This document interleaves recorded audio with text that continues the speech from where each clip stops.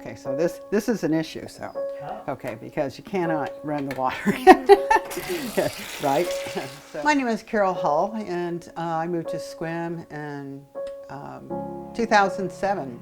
So we have been here almost 12 years now. We love the place, it's beautiful. My husband worked for a couple of years in education, then retired with me, and we were just enjoying the area. When we moved here, I knew we had a septic system and did not pay too much attention to the water. I believe I remember that the realtor told us that it was a private water system, and that's about all I knew. I didn't pay any attention to the water. I turned the faucet on, the water came on. Our water system evidently got sold, and that's how we heard about it. We just got a letter saying, "Oh, I'm the new owner." And so that was a little bit of a shock, and some of us were asking questions about that. And then about a year, our water system came up for sale, and someone found it on Craigslist. And that was a major shock. And to find it on Craigslist, something as important as your water, like, what rights do we have to water? And like, who owns this water? And do we have a right? We have this expectation that when you buy land or you have land, you also have a right to water. But in Washington, the property right to land and the property right to water are separate property rights. So a water right is a right to use water.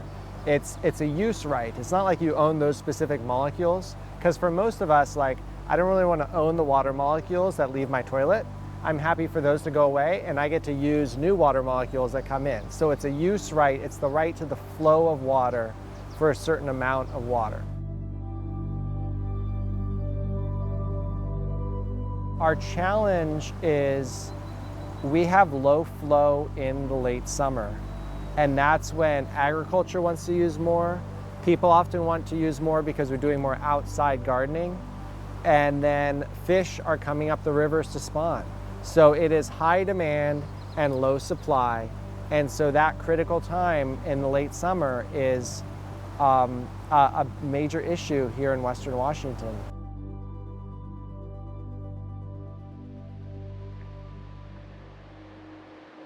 Yes, come on in. Yeah, I agree taking that as action. I've seen the comparison Yeah. to Lillian's. Yeah, this is just right up in grade. You know, in 1948, a ranger came up here, skied on a set of those wooden skis, got up here, you know, found that tree that had the sign on it, and goes to the same exact spot and takes those measurements. So we've been doing it the same exact way, same exact instrumentation, you know, every month, every winter since 1948, same way. So it's a neat long-term record. And this is the same device that's been used, you know, that was used in 1948. It's just aluminum tubes, and so you go out to each station along a snow course. You plunge this into the snow, and then once you've done that, then you're able to, you know, get your measurement of your depth, and then you're going to pull this up, and then you use a scale, and the scale is going to give you the weight of the snow. So we're up here at Deer Park, and this is one of 4 sites in the Olympic Mountains that we measure snowpack. For the last 60 years, we've been looking at snowpack trends here in the Olympic Mountains, and the snowpack, like behind us here, we're looking at the Dungeness Watershed, and so the snow that's on these peaks behind us, this melts and really is of key importance to downstream flow right through the Dungeness Valley. You know, the hydrologic year is from October 1st until September 30th, and that's because it's like a bank account. You're building up your supply all winter with your rains and your snow. We've seen a shift in less snow over time. We're getting warmer temperatures, more rain in the winter, and less snow in the winter. If our storage is dependent on the natural system, then it's just the glaciers and the snowpack in the mountains that we can rely on. And between periodic drought and then the gradual warming of the planet, those reservoirs up in the mountains are diminished, and the glaciers do not have the mass that they used to. We've lost about 40 to 50% of our snowpack, our average snowpack, over the last 60 years. We're not in an ice age. We are in the opposite right now. So making up for that is going to be a challenge for our whole area between population growth, wildfires, and maintenance of the habitat and biodiversity of the ecosystem.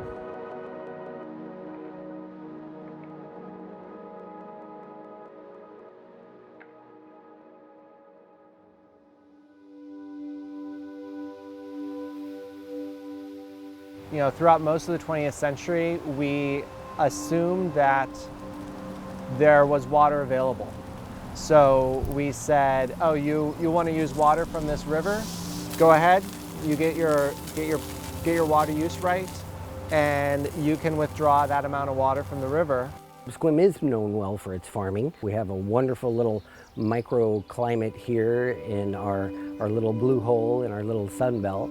And as long as we can continue our access to water, then that's a great combination, because we can apply water for irrigation when we need it, and we have the great climate.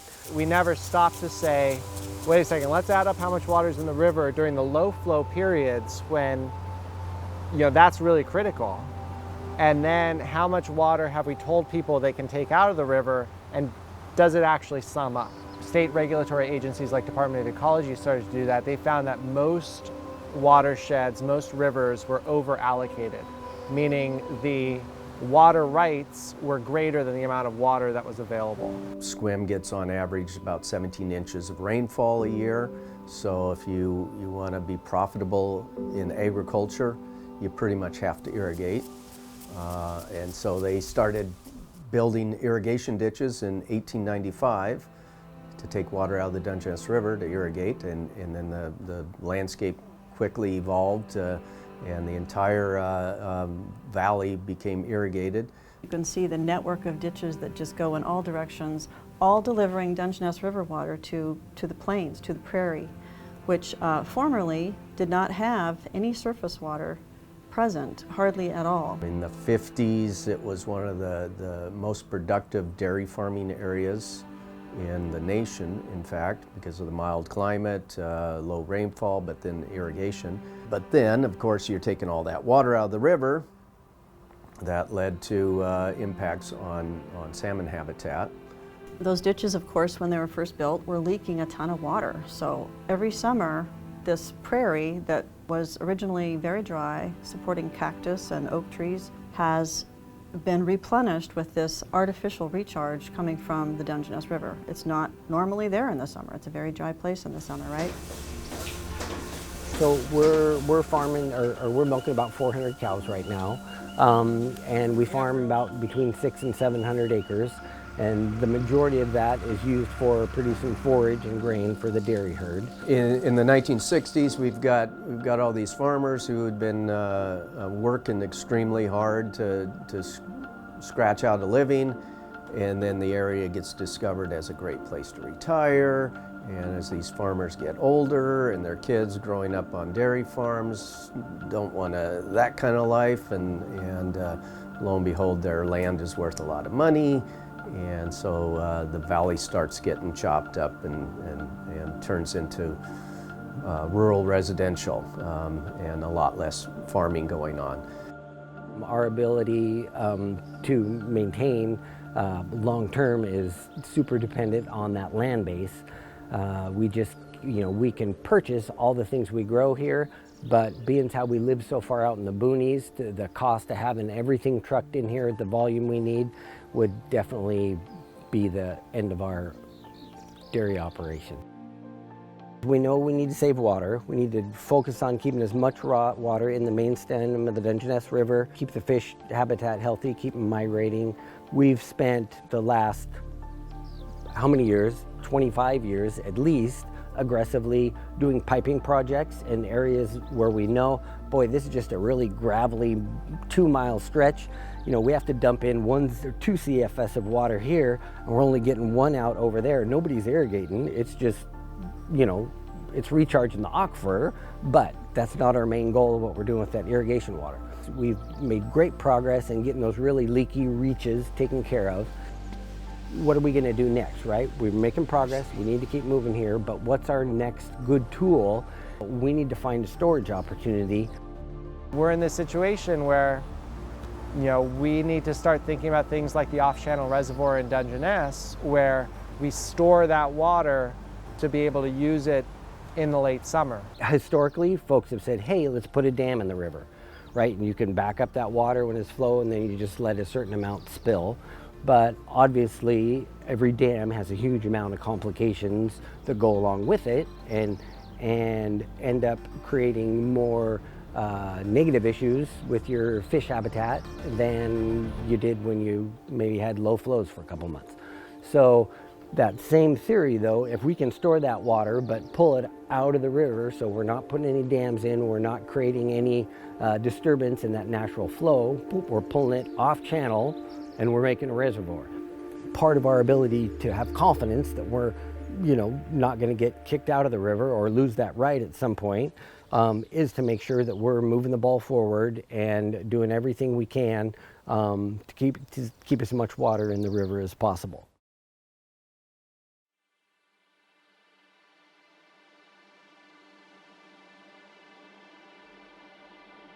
Well, one thing while you're talking about the water system here, and you know, it starts in the mountains, flows out through the lowlands on the peninsula, we can't forget about what happens in the nearshore environment.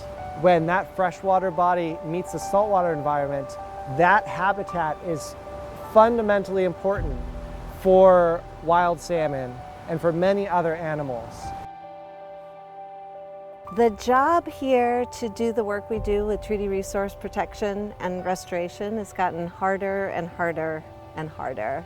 On a number of fronts, we're partially responsible for fisheries management, so as salmon runs decline, and then trying to figure out, like, okay, well, why are we having such poor return and low abundance?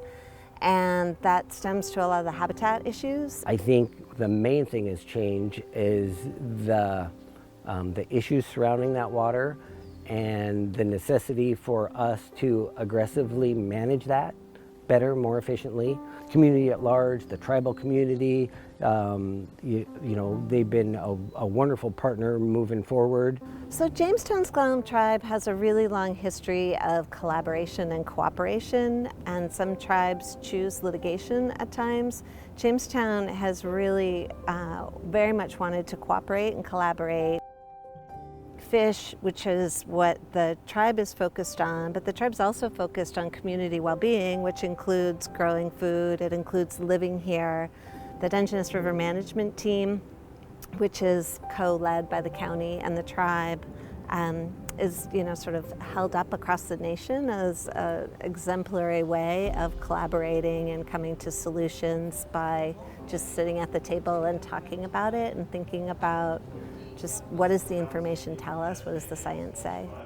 People who work in the rivers and restore rivers like to do is look at the amount of what's called large woody debris.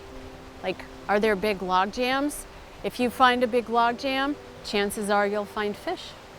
They love log jams. And large woody debris is one of the essential components of a healthy river ecosystem because it creates microhabitats where fish can live at different stages in their life cycle. A channel that's like the Los Angeles River, where it's just this concrete, there's no fish habitat there because all it is one kind of habitat. It's kind of like we don't live on freeways. You know, the main stem of the river is just like a freeway. Like, you don't want to live on the freeway. You travel through it and use it, but you want to live on the off habitats. You want to live on the side channels and the little cul-de-sac areas and, you know, the little neighborhoods that are created by large woody debris. Well, where we're standing right now is a portion of a levee that was built in the mid-60s by the U.S. Army Corps of Engineers. It's a little too close to the river, so when the river started to flood, all the water went to the west because here was this hard point right here. It had no place to move around. In self-defense, the folks on the other side put up a levee because they were being flooded.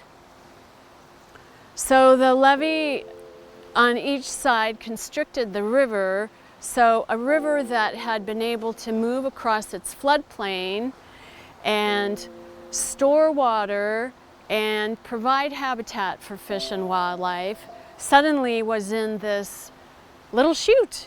And so you can imagine if you don't have any room in a canal or a ditch or a fire hose, you just all the water is constrained.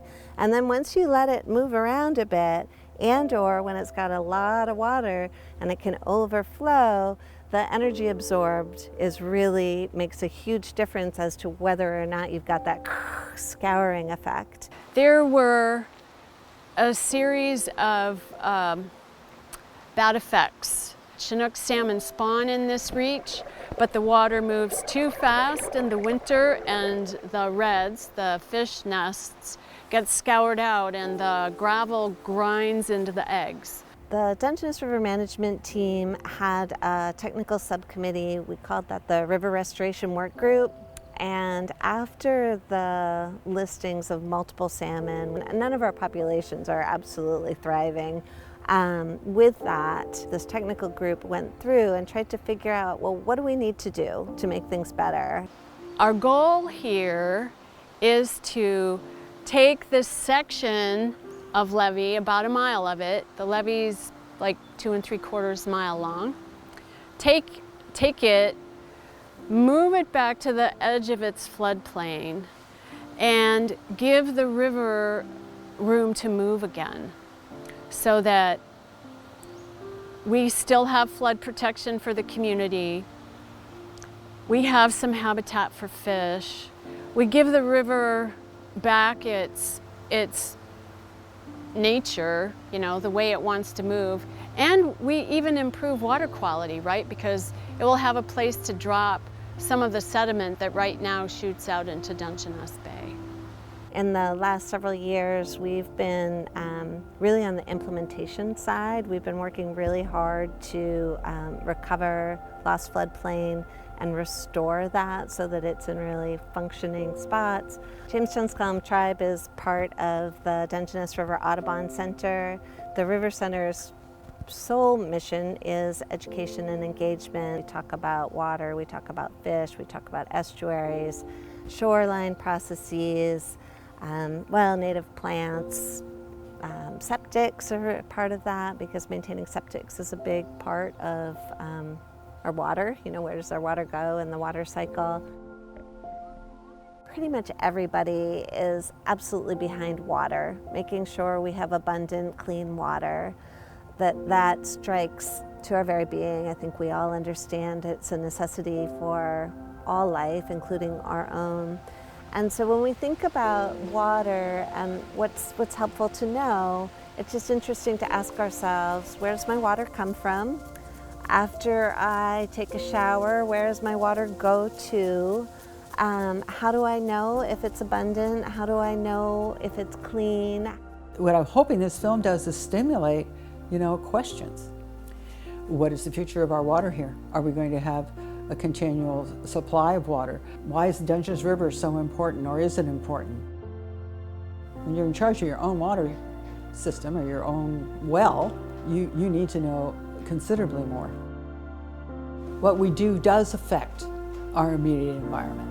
How we treat it, it does have an effect.